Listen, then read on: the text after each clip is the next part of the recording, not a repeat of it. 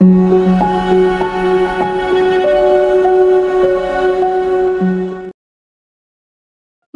15 kilometre লম্বা bridge অথবা tunnel তৈরি হয়ে গেলে আজ আমরা দুটি ভিন্ন মহাদেশের মধ্যে যোগাযোগ ব্যবস্থার অভূতপূর্ব উন্নতি দেখতাম।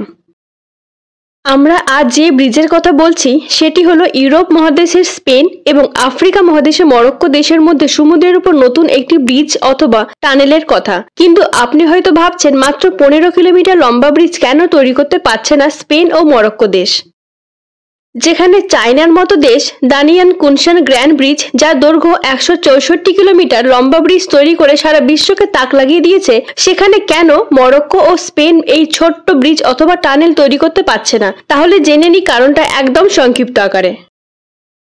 স্পেন ও মরক্কোর মধ্যে রয়েছে সমুদ্র, অর্থাৎ জিব্রাল্টার প্রণালী দ্বারা এই দুটি দেশ বিভক্ত রয়েছে। ভাবছেন জিব্রাল্টার প্রণালী আবার কি?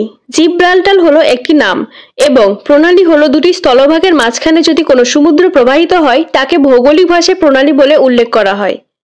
তাই মরক্কো ও আফ্রিকা দেশকে জিব্রাল্টার প্রণালী দ্বারা বিচ্ছেদ করা হয়েছে। আবার এই জিব্রাল্টার প্রণালী আটলান্টিক মহাসাগর ও ভূমধ্যসাগরকে একে অপরের সঙ্গে সংযুক্ত রেখেছে। স্পেনের পুন্টা দি তারিফ এবং মরক্কোর পয়েন্ট সাইরাসের মধ্যে ব্রিজ নির্মাণের কথা আজ থেকে নয়, বহু যুগ থেকে ভাবনা চিন্তা করে আসছে বিশেষজ্ঞরা।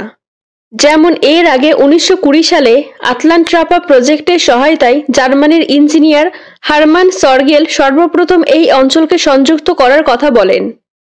তার কথায় এই দুই অঞ্চলের মধ্যে একটি ড্যাম নির্মাণ করা, কিন্তু এখানে একটা সমস্যা ছিল, যা হলো ড্যাম নির্মাণ হয়ে গেলে ভূমধ্যসাগরের জলস্তর মাত্র কয়েক বছরের মধ্যে অনেকটা নিচে নেমে যাবে। এরপর কিছু বছর যাওয়ার পর দ্বিতীয় বিশ্বযুদ্ধ শুরু হয়ে যাওয়ার কারণে এই অঞ্চলে ব্রিজ তৈরি করার চিন্তাভাবনা চলে যায়। আবার দ্বিতীয় বিশ্বযুদ্ধের কিছু বছর পর এই অঞ্চলে পুনরায় ব্রিজ নির্মাণের চিন্তাভাবনা আসে, কিন্তু তখন ব্রিজ তৈরি করার জন্য যে অর্থ প্রয়োজন হচ্ছিল তা দুই দেশের পক্ষে দেওয়া মোটেই সম্ভব ছিল না সেই সময়। সাম্প্রতিককালে এই অঞ্চলে ব্রিজ নির্মাণের কথা হলেও তা বাস্তবে পরিণত হওয়া খুব মুশকিল, কেননা এই যে জিব্রাল্টার প্রণালী রয়েছে তার নিচে রয়েছে অনেক শক্ত পাললিক শিলা। এই পাললিক শিলাগুলিকে কেটে টানেল অথবা ব্রিজের জন্য পিলারে গর্ত করা ছিল ভীষণ চ্যালেঞ্জিং এর ব্যাপার। আবার এই জিব্রাল্টার প্রণালীটি প্রায় 900 থেকে 1000 মিটার গভীর। এতটা গভীরে টানেল তৈরি করা অনেকটা চ্যালেঞ্জিং। পৃথিবীর মধ্যে সবচেয়ে গভীরতম পিলার রয়েছে পদ্মা সেতুতে, যেখানে পদ্মা সেতুর পিলারগুলির উচ্চতা 120 থেকে 130 মিটার। এবার আপনি একবার ভাবুন, জিব্রাল্টার প্রণালীর উপর যদি ব্রিজ নির্মাণ করা হয় তাহলে সেখানে ব্রিজের জন্য 1000 মিটারের বেশি উঁচু পিলার নির্মাণ করতে হবে, যা পদ্মা সেতুর পিলারের থেকে 10 গুণ উঁচু, যা অনেক ডিফিকাল্ট।